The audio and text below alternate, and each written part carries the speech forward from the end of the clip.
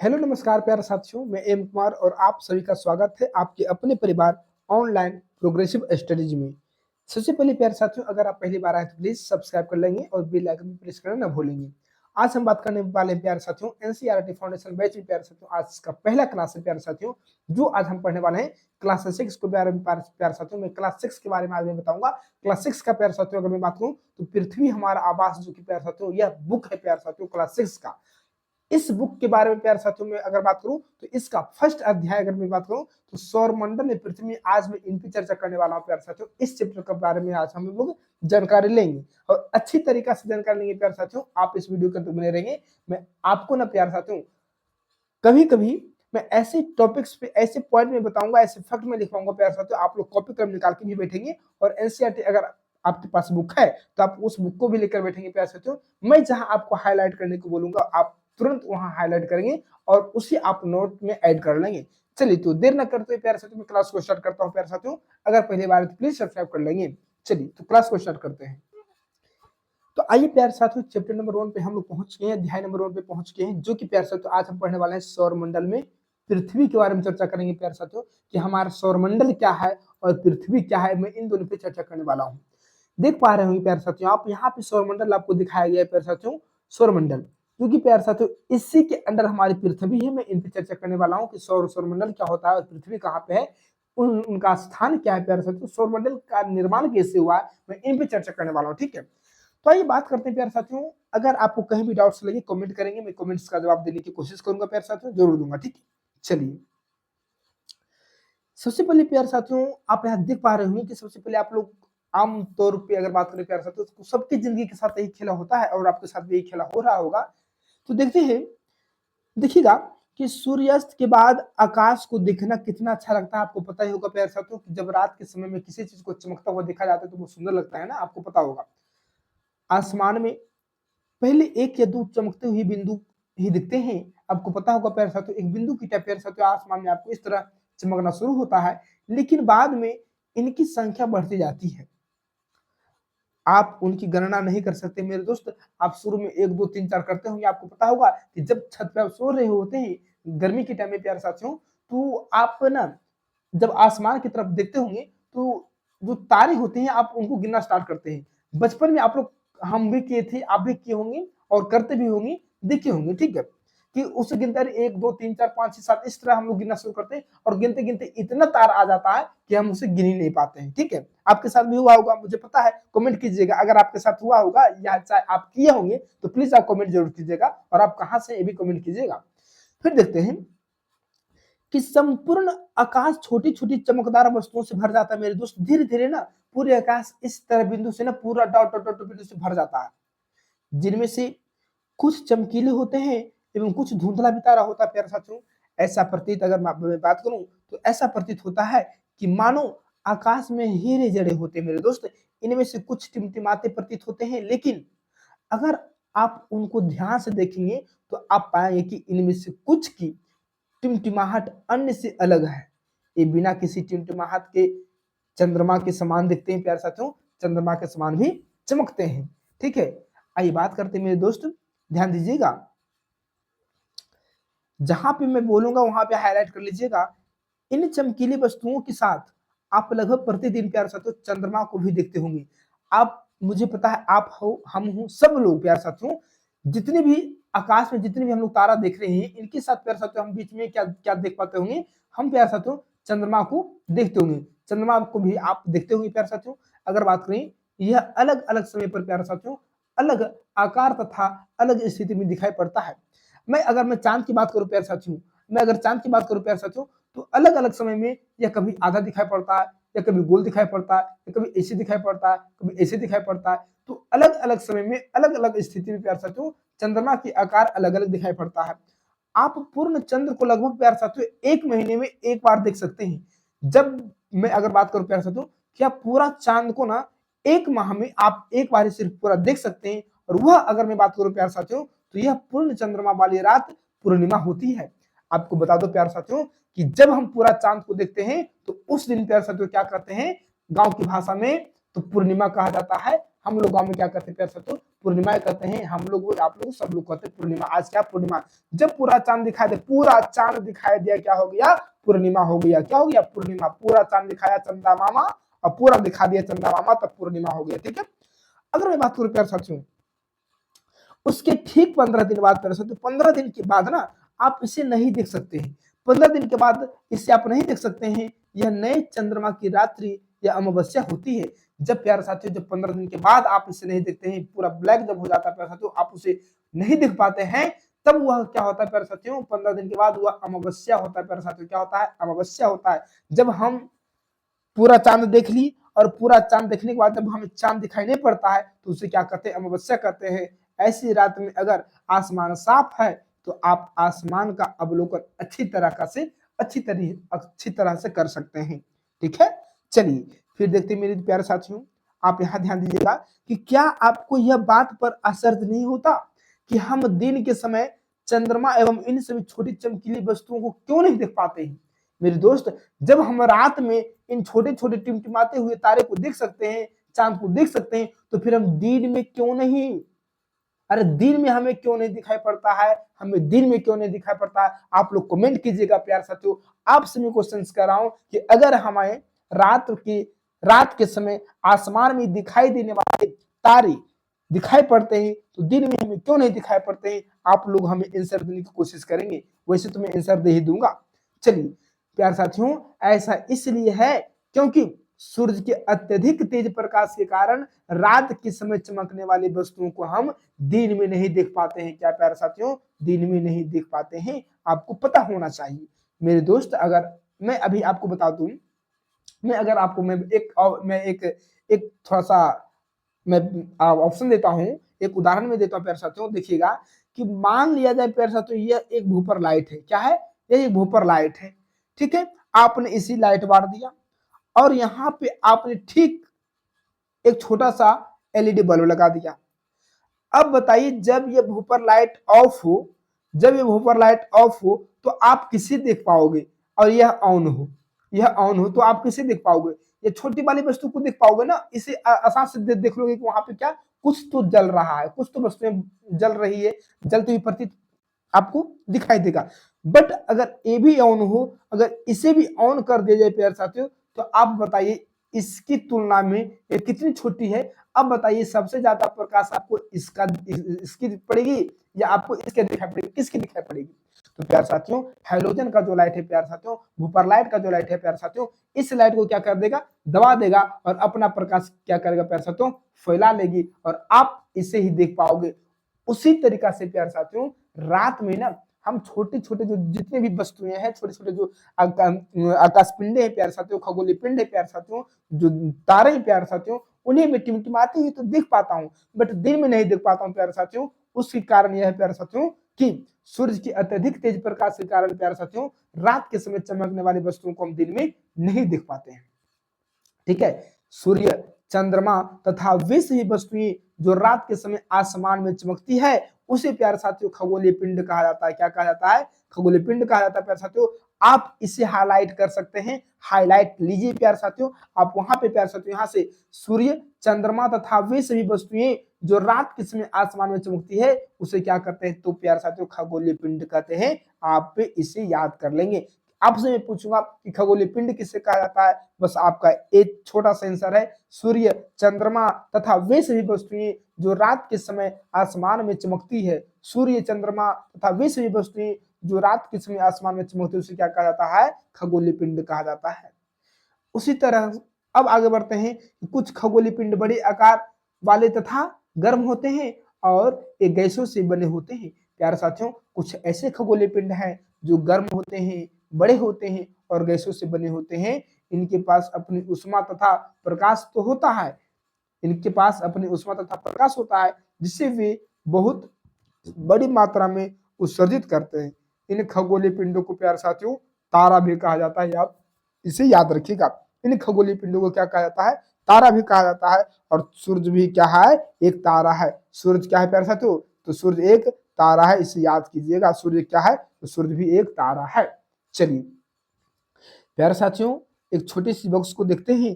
NCERT प्यारे साथियों कहता है कि अगर आप एनसीईआरटी पढ़े हैं, अगर इस बॉक्स को नहीं पढ़ते होंगे प्यारे साथियों, तो एनसीईआरटी पढ़ने का कोई फायदा नहीं प्यारे साथियों। इसी बॉक्स में इंपॉर्टेंट फैक्ट छुपे होते हैं, इसी बॉक्स में अच्छे क्वेश्चन छुपे होते हैं, इसी बॉक्स में अच्छे आंसर छुपे होते हैं। आइए मैं इन बॉक्स को आज ओपन करता हूं कि इनमें क्या छुपा हुआ होता है।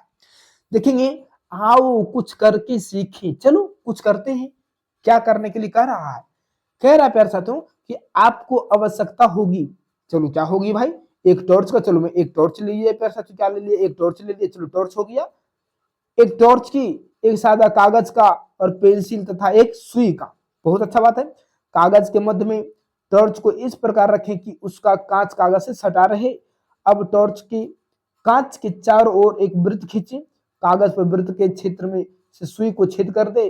अब कागज के छिद्रित वृत्तीय भाग को कांच पर सामने की तरफ रखें तथा टॉर्च के चारों ओर कागज को लपेट कर रबड़ बैंड कर दे। चलो अच्छी बात है, जो बता रहा है चलो उससे आप लोग को करना, ठीक है।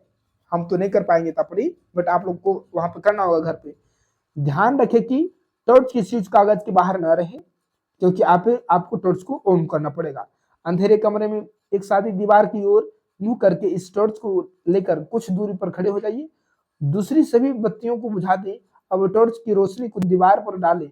आप दीवार पर प्रकाश अनेक छोटे छोटे बिंदुओं को देखेंगे, बिल्कुल वैसे ही जैसे रात के समय आसमान में तारे चमकते हैं। अब कमरे की सभी बत्तियों को जला दें। प्रकाश के सभी बिंदु लगभग अदृश्य हो जाएंगे। प्यारे साथियों, अगर मैं बात करता हूं कि जब आप प्यारे साथियों किसी टॉर्च की रोशनी को जब आप अपनी दीवार पर मारते हैं प्यारे साथियों, तो आप यहाँ पे देख पा रहे होंगे छोटे छोटे बिंदु में प्यारे साथियों आपको प्रकाश पड़ता है प्यारे साथियों। और जब उसी समय आप अपने घर की लाइट को ऑन कर देते हैं, बड़ा वाला लाइट को प्यारे साथियों, तो क्या यह छोटे छोटे लाइट को क्या प्यारे साथियों यह क्या करता है? इसे ढक लेता है और अपने प्रकाश को प्यारे साथियों फैला देता है। तो प्यारे साथियों सेम उसी प्रकार से प्यारे साथियों हमारे सौर मंडल में हमारी जो प्यारे साथियों रात्रि के समय प्यारे साथियों जितने भी खगोलीय पिंड है प्यारे साथियों, रात्रि के समय चमकता हुआ प्रतीत तो होता है, बट दिन में इसी के कारण नहीं चमकता हुआ प्रतीत होता है। यानी कहने का मतलब हो प्यारे साथियों कि हमारे जो खगोलीय पिंड है वह दिन में भी रात में भी प्यारे साथियों चमकता हुआ रहता है, बट उससे हम दिन में नहीं देख पाते हैं। किसी कारण? तो सूर्य की प्रकाश के कारण प्यारे साथियों। तो सूर्य की प्रकाश इन सभी के प्रकाश से बहुत अधिक है प्यारे साथियों, इसके कारण मैं इसे नहीं देख पाता हूं दिन के समय, ठीक है। चलिए आगे की ओर बढ़ता हूं प्यारे साथियों। देखेंगे फिर कह रहा है छोटी सी पॉइंट, आप इसकी तुलना उस अवस्था से कर सकते हैं जब रात्रि के समय आसमान में चमकने वाली सूर्योदय के बाद अदृश्य हो जाती है। मैं तो अभी कर दिया ना। चलो नेक्स्ट देखिए, रात के समय प्यारे साथियों, रात के समय चमकते हुए अनगिनत तारे सूर्य के समान ही है। किसके प्यारे साथियों? रात के समय चमकते हुए अनगिनत तारे सूर्य के समान है, लेकिन हमसे बहुत अधिक दूर होने के कारण हम लोग उनकी उष्मा या प्रकाश को महसूस नहीं करते हैं तथा वे अत्यंत छोटे दिखाई पड़ने लगते हैं। अब बताइए, अगर आप ध्यान दीजिएगा कि मैं यहाँ पे खड़ी हूँ, ठीक है, मैं यहाँ पे खड़ी हूँ, बात का मतलब अरे यार मैं ऐसा नहीं हूं, मैं यहाँ पे खड़ी हूं और यहाँ से प्यारे साथियों अगर मैं बात करूं हवाई जहाज उड़ रही है यहाँ पे। अब बताइए, मान लो ये आसमान है, मैं यहाँ पृथ्वी पे खड़ी हूँ, आप देख पाते होंगे, आप ऐसा महसूस करते होंगे कि मैं इस हवाई जहाज को हाथ में तो पकड़ लूंगा। क्या कर लूंगा? हाथ में पकड़ लूंगा।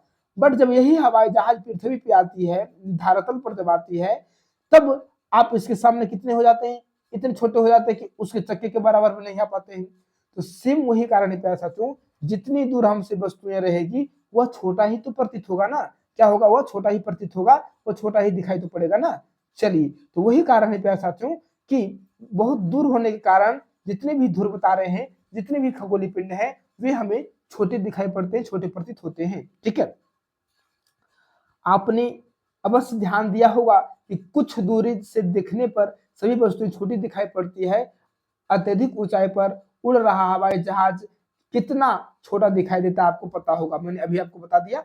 चलिए फिर देखेंगे प्यारे साथियों कि रात्रि में आसमान की ओर देखते समय आप तारों के विभिन्न समूहों द्वारा बनाए गए विविध आकृतियों को देख सकते होंगे। प्यारे साथियों, आप कल्पना कीजिए कि जब आप रात्रि में आसमान की तरफ देखते होंगे तो विभिन्न समूह तारों को आप देखते होंगे, अनेक प्रकार के तारा देखते होंगे प्यारे साथियों। और इस तारे को नक्षत्र मंडल कहलाता है। क्या कहलाता है? ये सभी क्या कहलाता है? नक्षत्र मंडल कहलाता है। और इस नक्षत्र मंडल को आप नक्षत्र मंडल या तारा मंडल भी कर सकते हैं। प्यारे साथियों, आप इसे भी हाईलाइट कर लेंगे। कहने का मतलब हुआ कि रात्रि में आसमान की ओर देखते समय आप तारे के विभिन्न समूहों द्वारा बनाई गई विविध आकृतियों को देख सकते हैं। ये क्या है? नक्षत्र मंडल है। नक्षत्र मंडल कहलाता है। प्यारे साथियों, क्या कहलाता है? नक्षत्र मंडल कहलाता है। देखिएगा प्यारे साथियों कि अर्सा मेजर या बिग बियर, अर्सा मेजर या बिग बियर इसी प्रकार का एक नक्षत्र मंडल है। प्यारे साथियों, आप इसे हाईलाइट कर लेंगे। क्या कर लेंगे? इसे आप हाईलाइट कर लेंगे कि अर्सा मेजर या बिग बियर इसी प्रकार का एक नक्षत्र मंडल है। नक्षत्र मंडल है, बहुत आसानी से पहचान में आने वाला नक्षत्र मंडल है। आप याद कीजिएगा, अर्सा मेजर या बिग बियर प्यारे साथियों, आप इसे आसमान में पहचान लेंगे, आप इसे आसमान में देख सकते हैं। नक्षत्र मंडल है जैसे प्यारे साथियों सप्तऋषि, क्या है? सप्तऋषि नक्षत्र मंडल। प्यारे साथियों, यह जो अर्सा मेजर या बिग बियर है प्यारे साथियों, यही सप्तऋषि क्या है? यह सप्तऋषि तारा मंडल है, सप्तऋषि नक्षत्र मंडल है। सप्तऋषि करने का मतलब प्यारे साथियों 7 और ऋषि बने संत, यानी कि 7 संत। यह 7 तारों का समूह है जो कि नक्षत्र मंडल में, नक्षत्र मंडल अर्सा मेजर का भाग है। क्या प्यारे साथियों? 7 तारों का समूह है जो नक्षत्र मंडल किसका भाग है? तो अर्सा मेजर का भाग है। आपको मैं यहाँ दिखा देता हूँ प्यारे साथियों। देखिएगा, आसमान में एक लड़की देख रही होती है। आप इस तारे को देखेंगे, आप इस तारे को देख पा रहे हो प्यारे साथियों। देखिएगा 1 2 3 4 5 6 7, यह 7 तारा प्यारे साथियों। इसी 7 तारे को प्यारे साथियों सप्तऋषि कहा गया है। क्या कहा गया है? सप्तऋषि कहा गया है। और यह सप्तऋषि तारा प्यारे साथियों, यह किसके किसके किसके अथी में प्यारे साथियों? तो अर्सा मेजर का हिस्सा है। किसका हिस्सा है प्यारे साथियों? तो अर्सा मेजर या बिग बियर का हिस्सा है। ठीक है, याद रखिएगा किसका हिस्सा है? अर्सा मेजर या बिग बियर का हिस्सा है प्यारे साथियों। ये 7 ऋषि महान थे प्यारे साथियों। भृगु ऋषि, भृगु ऋषि, वशिष्ठ ऋषि प्यारे साथियों, इन सभी ऋषि का नाम था प्यारे साथियों। अगर बात करें प्यारे साथियों 7 ऋषियों के नाम पर प्यारे साथियों यह नक्षत्र मंडल का प्यारे साथियों क्या नाम रखा गया है? कितने? तो 7 मंडल। क्या प्यारे साथियों? 7 ऋषि के नाम पर, 7 ऋषि के नाम पर प्यारे साथियों नक्षत्र मंडल का नाम रखा गया है। अगर मैं आपको बता दूं प्यारे साथियों कि ये जो 7 तारे आप देख रहे हैं, इन 7 तारों को प्यारे साथियों सप्तऋषि कहा जाता है। और यह सप्तऋषि प्यारे साथियों अर्सा मेजर का भाग है। किसका प्यारे साथियों? अर्सा मेजर, इसका प्यारे साथियों अर्सा मेजर का भाग है प्यारे साथियों। अगर मैं बात करूं इन 7 ऋषियों में कौन कौन ऋषि का नाम से प्यारे साथियों, तो देखिए अगर मैं बात करूं प्यारे साथियों तो पहला जो स्टार है प्यारे साथियों, इसे भृगु ऋषि के नाम पर रखा गया है। इसे प्यारे साथियों वशिष्ठ ऋषि के नाम पर रखा गया है। इसे प्यारे साथियों अंगिरस ऋषि के नाम पर रखा गया है। इसे प्यारे साथियों अत्रि ऋषि के नाम पर रखा गया है। इसे प्यारे साथियों पुलस्त्य के नाम पर रखा गया है। इसे प्यारे साथियों अगर मैं बात करूं तो इसे पुलहा के नाम पर रखा गया। इसे प्यारे साथियों अगर मैं बात करूं तो कर्तम के नाम पर रखा गया। इन 7 ऋषियों के प्यारे साथियों, इन 7 ऋषियों के 7 नाम से प्यारे साथियों ये सप्तऋषि तारा मंडल का नाम रखा गया है। और आप इसे आसमान में प्यारे साथियों आसानी से पहचान सकते हैं, आप इसे देख सकते हैं। इसे ही प्यारे साथियों सप्तऋषि कहा जाता है। और सप्तऋषि का प्यारे साथियों वो किसका भाग है? तो अर्सा मेजर का भाग है या बिग बियर इसे कह सकते हैं। चलिए आगे की ओर बढ़ते हैं प्यारे साथियों। देखेंगे कि अपने परिवार या पड़ोस में, अपने परिवार या पड़ोस में किसी बड़े व्यक्ति से कहिए कि वह आपको आसमान में और अधिक तारे, ग्रहों तथा नक्षत्र मंडल को दिखाएगा। क्या करेगा? दिखाएगी। ठीक है। प्राचीन समय में लोग रात्रि में दिशा का निर्धारण तारों की सहायता से करते थे। आपको याद होगा प्यारे साथियों, अभी भी बहुत सारे लोग को देखते होंगे जो भी पहले के लोग हैं, जो बूढ़े बुजुर्ग हैं, अगर उनसे वायदे टाइम पूछ दिया जाए प्यारे साथियों, अगर टाइम पूछ दिया जाए तो आप देखते होंगे वे लोग अपने मुंडी को ऊपर करके टाइम बता देते हैं। अपने मुंडी को ऊपर करते हुए टाइम बता देते हैं। छां को देखकर प्यारे साथियों टाइम बता देते हैं। शैडो को देखकर टाइम बता देते हैं। ऐसे ऐसे विद्वान है, बताइए तो हमारे धरती पे। तो प्यारे साथियों प्राचीन समय में रात्रि में दिशा का निर्धारण करने के लिए प्यारे साथियों तारों की सहायता से करते थे। किसकी सहायता से? तो तारों की सहायता से प्यारे साथियों। उत्तरी तारा उत्तर दिशा को बताता था। उत्तरी तारा जो भी होता था उत्तर दिशा को बताता था, और इसे ध्रुव तारा भी कहते हैं। क्या प्यारे साथियों?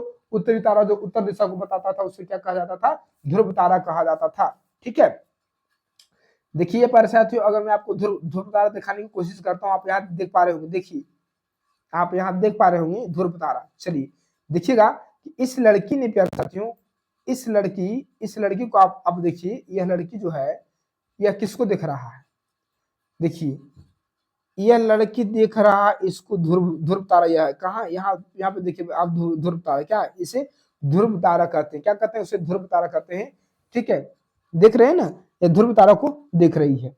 चलिए आगे बताते हैं प्यार साथियों कि यह आसमान में हमेशा एक ही स्थान पर रहता है। ध्रुव तारा प्यार साथियों आसमान में हमेशा एक ही स्थान पर रहता है। हम सप्तऋषि की सहायता से ध्रुव तारे की स्थिति को जान सकते हैं प्यार साथियों। हम किसकी सहायता से ध्रुव तारे की स्थिति जान सकते हैं, तो सप्तऋषि की सहायता से ध्रुव तारे को हम जान सकते हैं प्यार साथियों। यदि सप्तऋषि मंडल के संकेतक तारों को आपस में मिलते हुए एक काल्पनिक रेखा खींचा जाए एवं उसे आगे की ओर बढ़ाया जाए तो यह ध्रुव तारे की ओर इंगित करेगा। किसकी ओर प्यार साथियों, ध्रुव तारे की ओर इंगित करेगा प्यार साथियों। सुनिएगा क्या कहा, देखिएगा कि अगर सप्तऋषि मंडल के संकेतक तारों को आपस में मिलाते हुए एक काल्पनिक रेखा खींचा जाए, क्या एक काल्पनिक रेखा खींचा जाए एवं उसे आगे की ओर बढ़ाया जाए तो वह किसको इंगित करेगा, ध्रुव तारा को इंगित करेगा। कुछ खगोलीय पिंडों में अपना प्रकाश ऊष्मा नहीं होती है, वे तारों के प्रकाश से प्रकाशित होते हैं। ऐसे पिंड ग्रह कहलाते हैं। क्या कहलाते हैं, ऐसे पिंड ग्रह कहलाते हैं। आप इसे प्यारे साथियों हाईलाइट कर लेंगे, आप इसे क्या कर लेंगे, हाईलाइट कर लेंगे। देखेंगे प्यारे साथियों कि ग्रह किसे कहते हैं, आपको यहाँ से बताना होगा कि कुछ खगोलीय पिंडों में अपना प्रकाश ऊष्मा नहीं होती है, वे तारों के प्रकाश से प्रकाशित होते हैं। ऐसे पिंड को ग्रह कहते हैं। कितना अच्छा सारे प्यारे साथियों, कुछ खगोलीय पिंडों में अपना प्रकाश एवं ऊष्मा नहीं होती है, अपना प्रकाश एवं ऊष्मा नहीं होती है, वे तारों के प्रकाश से प्रकाशित होते हैं, वे तारों के प्रकाश से प्रकाशित होते हैं। ऐसे पिंड को क्या कहते हैं, तो ग्रह कहते हैं। ठीक है, जिसे अंग्रेजी में प्यारे साथियों प्लेनेट क्या कहते हैं, अंग्रेजी में प्लेनेट कहते हैं। और प्लेनेट प्यारे साथियों एक ग्रीक शब्द है, और यह ग्रीक शब्द अगर मैं बात करूं तो प्लेनेटाई, क्या प्यारे साथियों, प्लेनेटाई, क्या प्यारे साथियों, प्लेनेटाई शब्द से यह बना है। प्लेनेटाई शब्द से बना है प्यारे साथियों। आप इसे अंडरलाइन कर लेंगे, ठीक है, आप इसे अंडरलाइन कर लेंगे, जिसका अर्थ होता है प्यारे साथियों परिभ्रमक, अर्थात चारों ओर घूमने वाला। क्या प्यारे साथियों, परिभ्रमक अर्थात चारों ओर घूमने वाला। प्लेनेट का अर्थ प्यारे साथियों देखिए, प्लेनेट का अर्थ क्या हो गया, परिभ्रमक। क्या प्यारे साथियों, परिभ्रमक यानी कि परिभ्रमक करने का अर्थ हो गया चारों ओर, यानी कि चारों ओर घूमने वाला। आपको पता होगा प्यारे साथियों ग्रह क्या है, तो ग्रह प्यारे साथियों हमारे सौरमंडल में सूर्य की परिक्रमा कर रही है, सूर्य का परिभ्रमण कर रही है प्यारे साथियों। ठीक है, तो प्यारे साथियों प्लेनेट ही है, प्लेनेट का मतलब ही है, प्लेनेट का अर्थ होता है प्लेनेट, जो प्यारे साथियों यह एक ग्रीक शब्द है। और प्लेनेटाई, क्या प्यारे साथियों, प्लेनेटाई शब्द से बना है प्यारे साथियों। और प्लेनेटाई का अर्थ होता है प्यारे साथियों भ्रमक। क्या होता है, भ्रमक होता है प्यारे साथियों, परिभ्रमक अर्थात प्यारे साथियों चारों ओर घूमने वाला। क्या होता है, चारों ओर घूमने वाला। अगर मैं बात करूं प्यारे साथियों, पृथ्वी जिस पर हम रहते हैं, पृथ्वी क्या है, जिस पर हम रहते हैं, पृथ्वी एक ग्रह है। क्या एक ग्रह है, यह अपना संपूर्ण प्रकाश एवं ऊष्मा सूर्य से प्राप्त करती है प्यारे साथियों। पृथ्वी जो प्यारे साथियों ग्रह है जिसमें हम रहते हैं, यह अपना संपूर्ण प्रकाश एवं ऊष्मा किससे प्राप्त करती है, तो सूर्य से प्रकाश प्राप्त करती है। याद रखिएगा कि पृथ्वी भी अपना संपूर्ण प्रकाश एवं ऊष्मा सूर्य से प्राप्त करती है। अपना प्रकाश एवं ऊष्मा सिर्फ चंद्र नहीं प्यारे साथियों, चंद्र नहीं प्यारे साथियों, पृथ्वी भी सूर्य से अपना प्रकाश और ऊष्मा प्राप्त करती है। जो पृथ्वी के सबसे नजदीक का तारा, अगर मैं बात करूं प्यारे साथियों, पृथ्वी का सबसे नजदीक का तारा है, जो पृथ्वी के सबसे नजदीक का तारा है। ठीक है, पृथ्वी को बहुत अधिक दूरी से, जैसे चंद्रमा से देखने पर यह चंद्रमा की तरह चमकती हुई प्रतीत होगी। पृथ्वी को भी प्यारे साथियों अगर हम पृथ्वी को बहुत अधिक दूरी से, जैसे चंद्रमा से देखने पर यह चंद्रमा की तरह चमकती हुई प्रतीत होती है प्यारे साथियों। क्या होती है, चंद्रमा की तरह। अगर मैं प्यारे साथियों ये पृथ्वी है, ये चांद है। ठीक है, अगर हम पृथ्वी से चांद की तरफ देख रहे हैं तो चांद हमें चमकती हुई प्रतीत हो रही है। अगर हम चांद की तरफ से पृथ्वी की ओर देख रहे हैं तो हमें पृथ्वी चमकती प्रतीत हो रही है, क्योंकि इन दोनों के पास अपना प्रकाश, अपना ऊष्मा नहीं है। इन दोनों के पास प्यारे साथियों सूर्य से अपना ऊष्मा और प्रकाश प्राप्त करता है प्यारे साथियों। किससे, सूर्य से प्राप्त करता है। ठीक है, देखिएगा प्यारे साथियों कुछ रोचक तथ्य प्यारे साथियों यहाँ पर दिया गया है कि बृहस्पति, शनि, यूरेनस के चारों ओर छल्ले हैं, यानी कि ब्लय है। अगर एक ग्रह है प्यारे साथियों तो इनके चारों ओर क्या है प्यारे साथियों, छल्ले क्या है, ब्लय है। ठीक है, छल्ले विभिन्न पदार्थों के असंख्य छोटे छोटे पिंडों से बनी पट्टियां है। पृथ्वी से इन छल्लों को शक्तिशाली दूरबीन की सहायता से देखा जा सकता है। अगर हम चाहेंगे प्यारे साथियों कि बृहस्पति, शनि, अरुण, वरुण के जो यूरेनस, इन सभी के छल्लों को देख पाएंगे, तो जी हाँ हम देख पाएंगे। लेकिन एक ऐसे टेलीस्कोप होना चाहिए, एक ऐसा दूरबीन होना चाहिए जिससे हम अच्छे तरीके से उसे देख सकते हैं। ठीक है, देख पा सकेंगे। चलिए आगे की ओर हम लोग बढ़ते हैं प्यारे साथियों। आप लोग हमें एक क्वेश्चन बताइएगा कि प्यारे साथियों, बताइएगा कि पिंड, जो अगर मैं आपसे पूछूंगा प्यारे साथियों कि बताइएगा कि प्लेनेट किस शब्द का अर्थ है, प्लेनेट का अर्थ क्या होता है, प्लेनेट किस भाषा का शब्द है प्यारे साथियों। ठीक है, प्लेनेट किस भाषा का शब्द है। अगर मैं आपसे पूछूं क्वेश्चन प्यारे साथियों, बताइएगा क्या बताइएगा आप यही बताइएगा कि ग्रह किसे कहते हैं, क्या प्यारे साथियों, ग्रह किसे कहते हैं, आप कमेंट में बताइएगा। ठीक है, चलिए आगे की ओर बढ़ते हैं हम लोग। देखिए अब हम देखने वाले हैं सौरमंडल। ये है मेरा प्यारे साथियों सौरमंडल। क्या है प्यारे साथियों, इसी को बोलते हैं सौरमंडल। क्या बोलते हैं, सौरमंडल। क्या प्यारे साथियों, सौरमंडल। ये क्या है, हमारा सौरमंडल है। देखिए सौरमंडल, मंडल, सौर और मंडल दो शब्द निकल रहा है। क्या प्यारे साथियों, सौर और मंडल। सौरमंडल कहने का अर्थ हुआ प्यारे साथियों, सौर मंडल, सौर शब्द का उपयोग करते हुए अधिक शब्द देखो प्यारे साथियों, कहने का अर्थ हुआ प्यारे साथियों कि सूर्य के परिवार को सौरमंडल कहते हैं। क्या प्यारे साथियों, सूर्य के परिवार को सौरमंडल कहते हैं। एज सूर्य को आप देख रहे होंगे, इन सूर्य को आप देख पा रहे होंगे अच्छी तरीके से। मैं अभी आपको बताता हूँ, एक मिनट।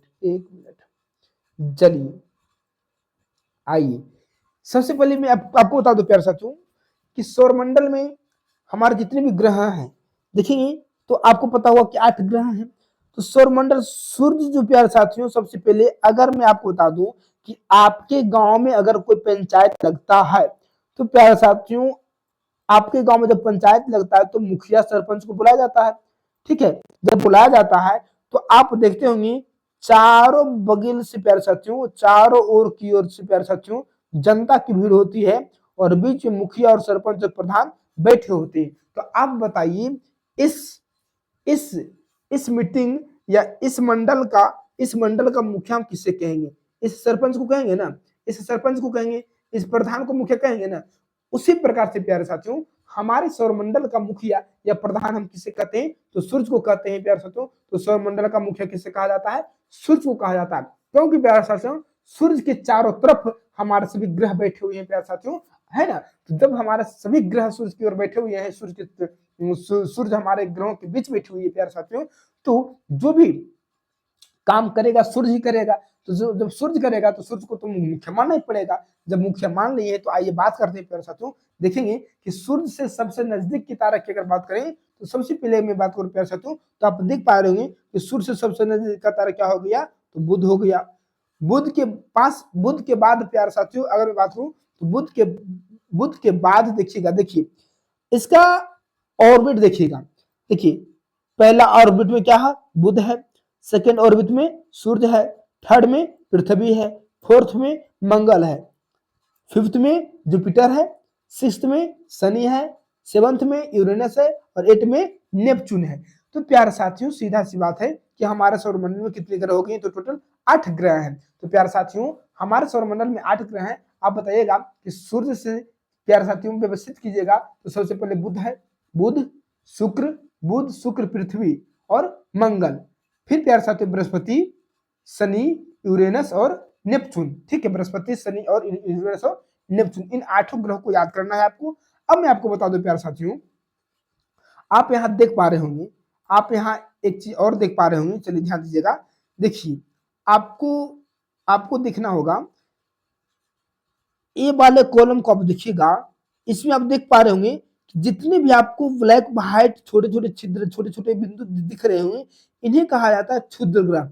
क्या प्यारे साथियों, क्षुद्र ग्रह की पेटी है। इसमें प्यारे साथियों क्षुद्र ग्रह है, क्या है, क्षुद्र ग्रह है। ठीक है, क्या है, क्षुद्र ग्रह है। इस क्या प्यारे साथियों, इसे कहा जाता है क्षुद्र ग्रह। अब मैं बात करूं प्यारे साथियों, देखिए क्षुद्र ग्रह के जितने भी बाहर के ऑर्बिट हैं, जितने भी बाहर यानी 1 2 3 4, ये 4 कक्षा क्षुद्र ग्रह के जितने भी बाहर 4 कक्षा हैं, ये सभी जो ग्रह है प्यारे साथियों सूर्य के बाहरी हो गए कि नहीं होंगे, सूर्य से दूर की ग्रह होगी कि नहीं, तो सूर्य से दूर की ग्रह इसे बोल सकते हैं, सूर्य से दूर की ग्रह इसे बोल सकते हैं, सूर्य से बाह्य ग्रह इसे बोल सकते हैं, ठीक है, सूर्य से दूर की ग्रह को इसे बोल सकते हैं और सूर्य से बाह्य की ग्रह बोल सकते हैं। अगर अगर आपसे पूछा जाए कि सूर्य से दूर की स्थिति वाले ग्रह को सीक्वेंस बाय, तो दूरी में बृहस्पति, शनि, यूरेनस और नेपच्यून। अगर पूछा जाए सूर्य से बाह्य ग्रहों की, अगर मैं आपसे क्रमबद्ध पूछा जाए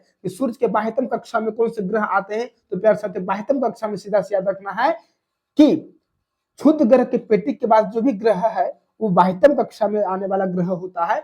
ऐसे भी याद रख सकते हैं प्यारे साथियों, देखेंगे यहाँ पे जुपिटर है और यहाँ पे मंगल है, मंगल मंगल और बृहस्पति, मंगल और बृहस्पति के बीच वाला यह पेटी है ना, मंगल और बृहस्पति के बीच वाला यह पेटी प्यारे साथियों, तो मंगल और बृहस्पति के बीच में जो क्षुद्र ग्रह है प्यारे साथियों, आप सीधा सी बात मंगल और बृहस्पति के बीच जो पेटी है दो भाग में डिवाइड कर दिया ना, दो भाग में डिवाइड कर दिया ना, तो मंगल के बाद क्या आता है, बृहस्पति आता है प्यारे साथियों। तो बृहस्पति, शनि, अरुण, वरुण जो भी है इन सभी को सूर्य की बाह्यतम कक्षा में रखा गया है, इसे सूर्य से बाह्य ग्रह कहा जाता है।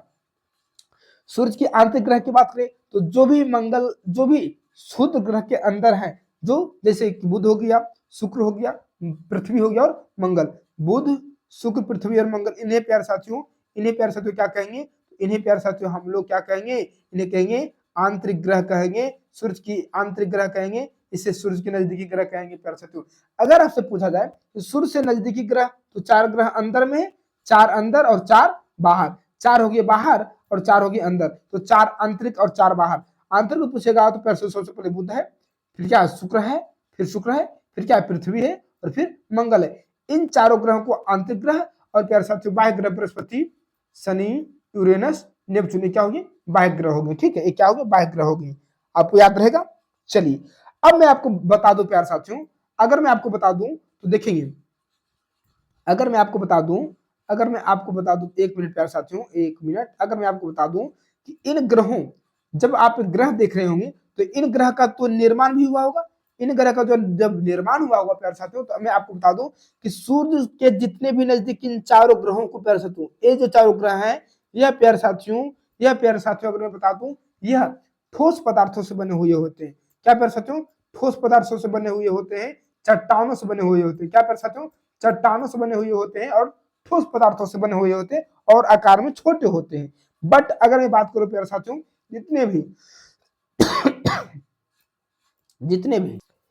जितने भी सूर्य की बाह्यतम कक्षा में ग्रह है प्यारे साथियों, ये सभी गैसीय ग्रह हैं प्यारे साथियों, यह तरल पदार्थों से निर्मित होते हैं, गैसीय ग्रह हैं, तरल पदार्थों से निर्मित होते हैं और इनके आकार प्यारे साथियों बड़े होते हैं, ठीक है। चलिए मैं इनका निर्माण भी मैं आपको पढ़ाऊंगा प्यारे साथियों, आप क्लास में बने रहेंगे, ठीक है।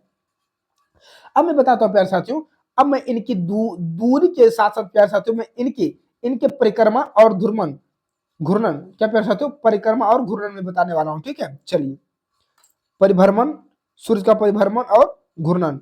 चलिए अब मैं आपको बता दूं प्यारे साथियों, देखिएगा, अगर मैं आपको बता दूं कि सूर्य से, अब बुध की मैं बात करूं तो जो हमारा बुध है प्यारे साथियों, जो हमारा बुध है, बुध प्यारे साथियों, बुध सूर्य का एक परिक्रमा कहने का मतलब हुआ प्यारे साथियों, जो बुध हमारे इस ऑर्बिट में है, यह सूर्य के चारों तरफ जो चक्कर लगा रही है, इसे परिक्रमा या परिभ्रमण कहते हैं प्यारे साथियों, ठीक है। तो सूर्य का एक चक्कर पूरा लगाने में प्यारे साथियों, सूर्य का पूरा एक चक्कर लगाने में प्यारे साथियों, एक परिक्रमा करने में प्यारे साथियों, इसे 88 दिन का समय लगता है। कितना प्यारे साथियों, 88 दिन का समय लगता है। अगर और जब सब अपने अपने अक्ष पर रोटेट कर रहा है, तो बुध अपने अक्ष पर घूर्णन जो कर रहा है प्यारे साथियों, बुध अपने अक्ष पर घूर्णन जो कर रहा है, इसे घूर्णन करने में प्यारे साथियों इसे 59 दिन का समय लगता है। कितना दिन का, 59 दिन का समय लगता है। बट अगर मैं परिक्रमा की बात करूं तो प्यारे साथियों इससे 88 दिन लगता है। कितना, 88 दिन का समय लगता है। तो बुध को प्यारे साथियों सूर्य की पूरी परिक्रमा करने में कितना समय लगता है, तो 88 दिन का लगता है। और अपने अक्ष पर बुध को घूर्णन करने में प्यारे साथियों 59 दिन का समय, कितना दिन का, तो 59 दिन का समय लगता है। ये हो गया बुध से रिलेटेड। अब मैं आपको बता दूं, अब देखते हैं शुक्र। शुक्र की बात करूं प्यारे साथियों, तो शुक्र अपने अक्ष पर जो घूर्णन कर रही है प्यारे साथियों, अपने अक्ष पर सिर्फ घूर्णन करते हैं, तो घूर्णन करने में इसे प्यारे साथियों 243 दिन, कितने प्यारे साथियों 243 दिन लगते हैं। मगर सूर्य की परिक्रमा करने में प्यारे साथियों, सूर्य की परिक्रमा करने में इसे प्यारे साथियों अगर मैं बात करूं तो 255 दिन लगते हैं। कितने? 255 दिन का समय लेता है। ठीक है, शुक्र जो है प्यारे साथियों 243 दिन तक अपने अक्ष पर एक यानी कि जो घूर्णन पूरा करता है तो 243 दिन लगता है, और जब सूर्य की पूरा परिक्रमा करता है तो 255 दिन लगता है। ठीक है, अब मैं आपको पृथ्वी के बारे में बता दूं प्यारे साथियों। पृथ्वी की अगर मैं चर्चा करूं प्यारे साथियों, तो पृथ्वी अपने अक्ष पे, आपको पता ही होगा कि अपने अक्ष पे घूर्णन करती है प्यारे साथियों, और घूर्णन करने में इसे एक दिन का समय लगता है, आपको पता ही होगा। घूर्णन करने में इसे एक दिन का समय लगता है, इसी तो कारण दिन रात हो जाता है। और ये सूर्य की परिक्रमा करने में इसे 365 दिन लगता है, क्योंकि एक साल हो जाता है 365 दिन का साल। तो एक साल में प्यारे साथियों यानी एक परिक्रमा पूरा करने में इसे 365 दिन लगता है, और घूर्णन करने में इसे एक दिन का समय लगता है। ठीक है, चलो फिर मैं आपको बता दूं प्यारे साथियों, मंगल। मंगल की अगर चर्चा करूं तो मंगल प्यारे साथियों, मंगल अपने अक्ष पे, क्या प्यारे साथियों, मंगल अपने अक्ष पे घूर्णन जो करता है प्यारे साथियों, मंगल को घूर्णन करने में प्यारे साथियों कितना दिन? तो प्यारे साथियों इससे भी एक दिन का समय लगता है, इसे भी एक दिन का समय लगता है। और इसे सूर्य की पूरी परिक्रमा करने में प्यारे साथियों 687 दिन, कितना? 687 दिन किसको? तो मंगल को लगता है। ठीक है, किसको? मंगल को लगता है। चलिए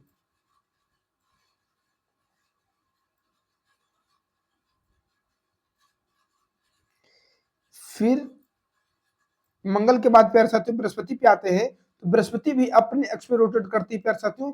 तो बृहस्पति को प्यारे साथियों अपने अक्ष पे, घूर्णन में प्यारे साथियों 9 घंटा 56 मिनट, कितना प्यारे साथियों?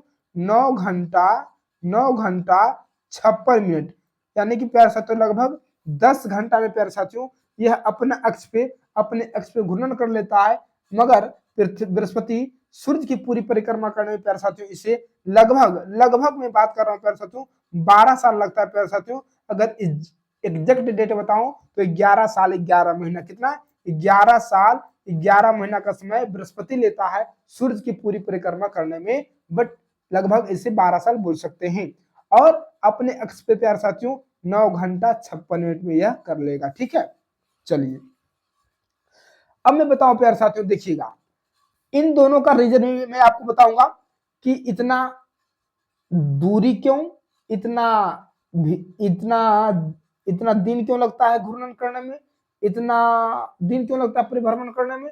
ठीक है, अब मैं देखिएगा मैं आपको बता रहा हूं यूरेनस के, अगर सैटर्न की सैटर्न को अगर मैं आपको बता दूं, सैटर्न शनि के बारे में अगर मैं आपको बताऊं प्यारे साथियों, तो शनि जो है ना, शनि पूरे सूर्य की परिक्रमा करने में प्यारे साथियों इसे लगभग 29 साल 5 महीना, कितना? 29 साल 5 महीना का समय लगता है। लेकिन अपने अक्ष पे घूर्णन करता है प्यारे साथियों, अपने अक्ष पे घूर्णन करता है प्यारे साथियों 10 घंटा 40 मिनट में, कितना? 10 घंटा 40 मिनट में प्यारे साथियों। ठीक है, चलिए और मैं इस एक नेपच्यून बचा, यूरेनस बचा। अब इस यूरेनस की अगर मैं चर्चा करूं प्यारे साथियों, तो यूरेनस को अगर मैं बात करूं तो यूरेनस पूरी सूर्य की एक परिक्रमा पूरा करने में प्यारे साथियों 84 साल का समय लेता है, कितना? 84 साल का समय लेता है। और घूर्णन करता है प्यारे साथियों 17 घंटा में, कितना? 17 घंटा 14 मिनट में, कितना? 17 घंटा 14 मिनट में यह पूरा घूर्णन कर लेता है और परिक्रमा करता है 84 साल में। ठीक है, नेपच्यून की चर्चा कर ले प्यारे साथियों।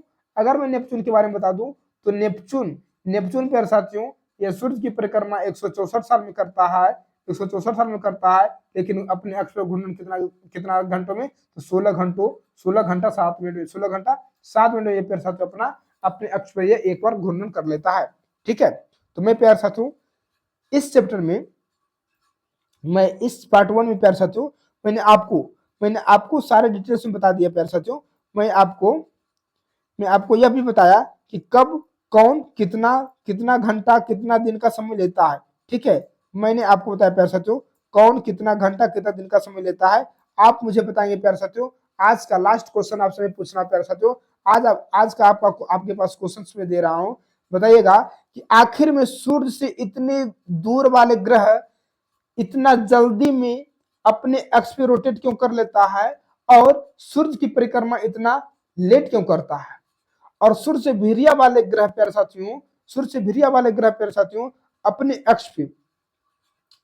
एक्स पे घूर्णन प्यारे साथियों, अपने एक्स पे घूर्णन प्यारे साथियों लेट क्यों करता है और परिक्रमा जल्दी क्यों कर लेता है। ठीक है, तो आप इस दोनों क्वेश्चंस का आंसर देंगे।